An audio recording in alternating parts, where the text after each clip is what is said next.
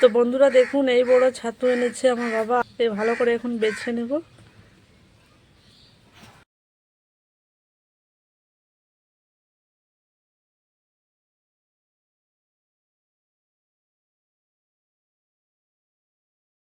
ছাতুটা আমার পরিষ্কার করে ধোয়ানো হয়ে গেছে। কড়াই চাপিয়ে নিয়েছি, দিয়ে দেবো সরষার তেল।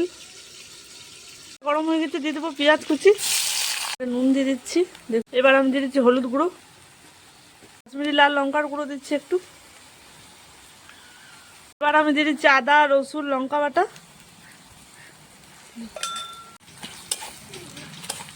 দিচ্ছি টমেটো কুচি।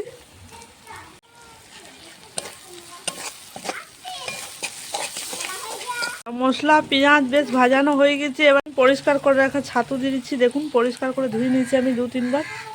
ছাতুটা দিয়ে দিচ্ছি ওপর থেকে।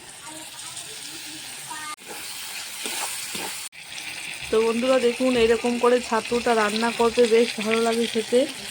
আমার বাবা নিয়ে চলে এসেছিলো মাঠের থেকে, তাই আমি ভাবলাম রেসিপি করে দিচ্ছি।